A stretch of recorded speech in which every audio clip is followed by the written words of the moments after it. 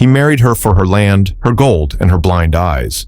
But on the night he struck her, the winds howled, the earth shook, and she vanished. What he thought was weakness was a curse older than his bloodline. In the town of Umuoko, nestled between rolling red hills and the dense, whispering trees of southeastern Nigeria, wealth was worn like a second skin.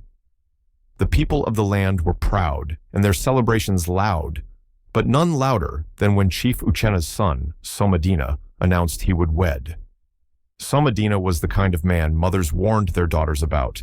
He was tall and handsome, with a charming tongue and eyes that sparkled with mischief. But beneath the soft silk of his voice was a heart woven from greed. He was raised in wealth, but craved more. He didn't want to build fortunes. He wanted to harvest them. With every word, every gesture, he measured people by what they could give, not who they were. Chief Uchena, his father, had grown tired of Somadina's reckless spending and endless thirst for pleasure. He threatened to cut him off. But Somadina had always found a way to slither through consequences. It was during the New Yam Festival that he heard the tale of the girl from Obune village, a quiet place beyond the northern boundary, known for its ancient shrines and secretive ways. The girl's name was Nena, and she was said to be blind. Blinded not by birth or disease, but by the will of the gods. She was the only child of the wealthy and reclusive widow, Madame Ugochi, who owned large stretches of farmland and traded kola nuts with distant towns. It was whispered that Nena's bride price would be unlike any ever paid. Madame Ugochi, desperate to see her daughter settled before death, was offering land, livestock, and enough gold to fill a calabash. To most men, marrying a blind girl was a sacrifice, but to Somadina, it was a golden ladder. He presented himself at Madame Ugochi's compound, dressed in fine lace, carrying yam tubers and kegs of palm wine. He dropped to his knees with rehearsed humility and offered words dipped in honey. Madame Ugochi was no fool, but age and sorrow had worn her down. She agreed, with a single warning. Nena's curse was not one of weakness, but protection. Anyone who married her falsely, without love, would answer to forces older than time. Somadina smiled. He had heard many superstitions before and slept peacefully after mocking them. The wedding was unlike any seen before. Drums echoed for days, masquerades danced through dust, palms swayed in rhythm with the flutes, and though the bride was led by hand, dressed in white with eyes like polished charcoal, the town whispered of her quiet beauty. She said little, smiled rarely, but carried herself with the calm of someone who saw more than sight aloud. Somadina played the role of loving husband with skill. He kissed her hand in public, whispered promises to her in private, and fed her food she could not see, but could taste the lies in. In truth, he could barely stand her. He mocked her blindness behind her back, laughed about her in the palm wine joints, boasted that he now owned her lands, her livestock, and her life. The wealth began to pour in. Chief Uchena reinstated him with pride. Friends envied him. The compound flourished. But the nights were strange. At first, it was small. Somadina would wake with dirt on his feet, though he hadn't left the bed. He would find symbols drawn in chalk on the walls, symbols he couldn't read. Nena would sit quietly by the fire each morning, humming songs in a language he didn't recognize. Her eyes, blind and still, would follow his every move. One night, he woke to find her standing at the doorway, arms outstretched, speaking in a voice not hers, deep and echoing. The flames in the hearth danced higher than usual, and his breath caught in his chest. When he called out, she collapsed to the floor, only to rise the next morning as if nothing had happened. He tried to brush it off, but the signs grew worse. He began to lose weight, though he ate more than ever. His reflection in mirrors flickered. Shadows followed him even under the noon sun. Chickens avoided him. Dogs growled at him. The land he had been gifted grew barren. The palms wept red sap. Still, he told no one. Pride choked him. He began sleeping in another room, avoiding her presence. Yet she would appear in his dreams, standing beside a river, eyes closed, whispering his name with no mouth. One night, desperate and drunk, he struck her. A blow that echoed across the walls like thunder. She did not cry, she simply fell. But as she touched the floor, the ground shook. Outside, The winds howled. Clay pots shattered. A goat dropped dead without cause. When Somadina awoke, she was gone. Her mat was cold. The compound was silent.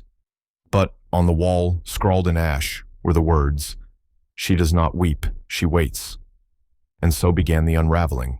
When the sun rose over Umuoko the morning after Nena vanished, it cast a strange light, thin and pale, like the sky itself was sick.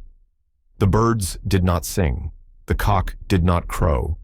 Only the dry leaves rustled, whispering secrets the living were too deaf to hear. Somadina woke in a cold sweat. He had dreamt of the river again, the same river where Nena had stood, barefoot and blind, calling his name without speaking. Only this time, she had begun to walk into the water, and when she reached her waist, she turned and smiled, revealing teeth sharp as bone needles. He staggered from his room, shouting her name, but the compound answered only with silence. Her mat lay untouched, her wrapper neatly folded. There was no note, no trace of a struggle. It was as though she had simply stepped out of reality. Madame Ugochi was sent for immediately. Her face, old and carved with sorrow, remained still as she listened. When Somadina told her that Nena had vanished in the night, she nodded slowly, as if this too had been written long ago. "She has gone where you cannot follow," she said, voice low.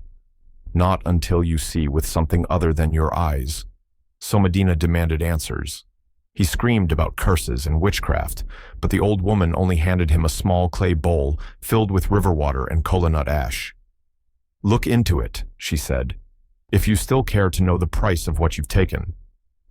But Somadina, blinded by fear and pride, hurled the bowl against the wall. It shattered, and with it, whatever chance he had at redemption in that moment. That day, the rains came unseasonably early, and not with grace. They fell hard, punishing the ground. The roof of Somadina's hut cracked. The palm trees in the back compound leaned unnaturally. His livestock fled the pens and would not return. Even his dogs, loyal since puppyhood, growled when he approached. The land he inherited from Nena turned black, as if poisoned from within. Kola trees shed their fruit before they ripened. Birds no longer nested in his branches. He began to lose friends. Slowly at first, then all at once. They stopped answering his calls, stopped drinking with him. His name, once spoken with envy, became something people said only in whispers. One man claimed he saw Somadina walking alone at night, speaking to someone no one else could see. Another swore he watched him standing in the river, waist deep, laughing as frogs circled his feet. Madness, they said. The curse had begun its work. But Somadina still did not believe. He blamed the rains, the harvest, the spirits in the air, everything but himself. He hired a seer from Nuri, one known for his knowledge of forbidden things. The man came in silence, dressed in red cloth and beads. He walked into the compound, placed both hands on the bare earth, and whispered into the soil. When he rose, his face was pale. "You wed a daughter of silence," he said, "and you broke her without listening." He pulled from his bag a small mirror carved from riverstone and handed it to Somadina. "Look." Somadina did. What he saw nearly sent him to his knees. His reflection was not his own. His eyes were dark pits, his mouth twisted in a scream that did not reach the surface. Behind him stood Nena, calm, watching, unchanged. Only this time, she held something in her hands, a heart still beating. The mirror slipped from his grasp. The seer turned to leave. "She waits at the place where your greed began. Go there, if you still value your soul." For days, Somadina wandered in confusion. He returned to Nena's land, knelt by the dried-up well, lay beneath the twisted mango tree where they had once sat in silence. But she did not come. He began to wither. His skin dulled, his hair thinned. He aged like bread forgotten in sun. His voice cracked when he spoke, and his hands shook even when still. Then one night, as the moon hung heavy and red, he heard singing. A woman's voice, soft and haunting, rose from beyond the hills. The song was not in any tongue he knew, yet it stirred something ancient in his bones. He followed the sound without thought, his feet carrying him toward the sacred forest near Obune, the place no man entered after nightfall. At the edge of the trees, he saw her. Nene stood beneath the tall iroko, her white wrapper billowing, though there was no wind. Her eyes, though still blind, glowed faintly. Around her, spirits moved, formless and quiet, like mist that had forgotten how to rise. She did not speak. She simply turned and walked into the forest, and Somadina, trembling, followed her in. The forest beyond Obune was not one drawn on maps or spoken of in full voice. It belonged to the old gods, the silent ones, the spirits that watched men from behind bark and wind. Few had entered it and returned. Fewer still spoke of what they saw. Yet Somadina, stripped of all pride and haunted by the weight of Nena's silence, followed her blindly beneath its thick canopy. The air inside was colder, thicker. The moonlight did not penetrate the trees. Instead, a dull green glow lit the path ahead, light that came not from the sky, but from the earth itself. As he walked deeper, the trees began to bend in unnatural ways. Their branches twisted like limbs caught in pain, and the leaves whispered secrets that clawed at his ears. Still, he followed the shape of the woman ahead. Nena moved with grace, unhurried, barefoot, untouched by the branches that reached toward Somadina like fingers. Her blind eyes did not see, yet she never stumbled. She belonged here. He, on the other hand, stumbled with every step. Roots caught his ankles, thorns bit his skin, shadows tugged at the edge of his mind. After what felt like hours, the path ended in a clearing. In the center stood a flat stone, wide like a resting mat. Around it, small clay pots glowed softly, their contents bubbling even without fire. The air buzzed with quiet, heavy energy. Nena turned to him and stretched out her hand. He took it, though it trembled in his grasp. She led him to the stone and gently pushed him down until he sat. Then she moved to the opposite side, standing as though before a council he could not see. Suddenly, a deep hum filled the clearing. From the trees emerged figures, neither dead nor alive. Spirits, ancestors. They shimmered like heat rising off a fire. Old men with hollow eyes, women with faces veiled in smoke, children with mouths that never closed. They circled the stone, their gaze fixed on Somadina. He wanted to run, but his body would not move. Then the trees spoke, not with words, but with memory. The clearing darkened, and in its place rose images, like spirits made of smoke. He saw himself, years younger, standing before Madame Ugochi, smiling falsely, plotting silently. He saw Nena, alone in her room, listening to him laugh at her blindness through the wall. He saw himself striking her, the cruel rage of entitlement. Then he saw her standing before a shrine, offering a carved gourd, whispering to something older than gods. The vision shifted again. He saw Nena at birth, her eyes closed, the midwives weeping. He saw Madame Ugochi cradle her and whisper promises of protection.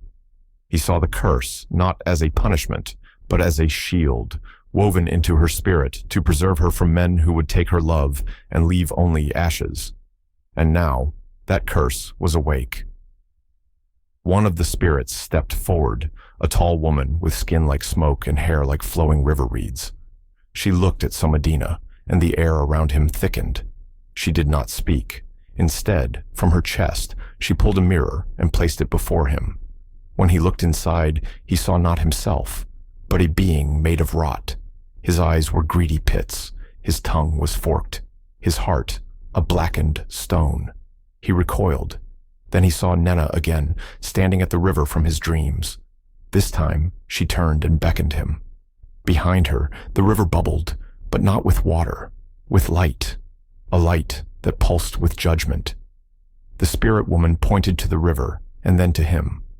It was a choice. Drown in the truth, or flee and live cursed. Somadina fell to his knees. The ground shook. The spirits closed in. The forest trembled.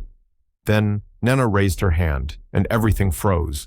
She stepped forward, placed her hand on his head, and the clearing fell silent. In that moment, Somadina saw everything. His greed, his cowardice, the destruction he had caused in every heart he touched. He wept, but no tears came. His body shook, but the ground held him still. When he looked up, she was gone. So were the spirits. So was the stone. He was lying alone on the forest floor, the sky above him still and dark. Only one thing remained, a single palm leaf resting on his chest. On it were 3 words, written in a script older than any he knew. She has forgiven. He clutched the leaf to his heart and slept. For the first time in months, he slept peacefully. When Somadina awoke, the sky was still dark, but no longer suffocating. A breeze moved through the trees, soft as a mother's hand. The leaf with the words, "She has forgiven," still rested on his chest, though it now seemed faded, its message absorbed, its weight gone. He rose slowly, unsure if what had passed was dream, curse, or revelation. His limbs ached, his mouth was dry, but his heart felt different, emptied perhaps, or simply quiet for the first time in years. The forest that had once pulsed with judgment now guided him gently. The roots no longer grabbed at his ankles. The shadows parted, the trees bowed slightly, as if granting him safe passage. And so he walked, barefoot and silent, until the forest gave him back to the waking world. He emerged just outside Obune as the sun crept across the sky, dyeing the clouds the color of ripe pawpaw. Farmers were already in their fields. Women carried baskets on their heads. No one paid him attention. He was gaunt now, his fine clothes torn, his hair matted. No longer the boastful son of a chief, no longer the man who had come to steal love, dressed as loyalty. He made his way to Madame Ugochi's compound, head bowed, body swaying like a branch in dry wind. She was waiting for him. The old woman sat on a wooden stool outside her hut, grinding bitter cola into a small clay bowl. She did not look up when he arrived. She did not speak. But after a long silence, she reached into her wrapper and held out something small, Nena's wedding bracelet. He dropped to his knees. Not to beg, not to plead, but simply to lay his head at her feet like a child lost in the forest too long. She said only one thing: "You must carry what you broke." From that day, Somadina remained in Obune. The lands he had taken returned to Madame Ugochi's name. The livestock were donated to widows in the village. He took no coin, wore no lace. He worked the earth with bare hands. He rose with the cock and rested only when the last fire was out. He washed the feet of elders. He fetched water for children. He became a stranger to those who once praised him, but in Obuni he was allowed to be small, and in his smallness he grew. Of Nena, nothing was heard for weeks. Then, one early morning, as the mist clung to the trees and dew painted every leaf silver, she returned. She walked barefoot from the road, alone and unled. The villagers stopped to watch. The children stared. Even the birds quieted. Her eyes, still blind, faced forward. Her step did not falter. She walked straight to her mother, embraced her, and then turned to Somadina. He did not speak. He did not move. He only knelt, hands on the earth. She stood before him and placed her palm on his head. He wept. That evening, she lit a fire in the center of the compound and sang, a song older than the land, taught to her by the ancestors in dreams. Women joined her first, then the children. The men followed last. Somadina sat at the edge, watching. When she finished, she turned to him and said the only words she would ever speak to him again: "Live rightly." And with that, she returned to silence. They did not remarry. They did not speak of the past. But Somadina built her a new house beside her mother's hut, planted her favorite herbs along the windows, and sat with her every evening in the fading light, never touching, never assuming, simply being present. In time, the people stopped calling her cursed. They called her Ulo Ncheta, the house of memory. For her presence reminded them that beauty is not always a gift, and blindness is not always a curse. As for Somadina, he aged without title, without riches, but with peace. The rivers he once polluted with lies now offered him clean water. The land he abused bore fruit again. And when he died many years later, he was buried not in Umuoko among chiefs, but in Obune, under the same Iroko tree where Nena had once walked into the forest. His grave bore no name, only a carving of a leaf and 3 words, "She has forgiven."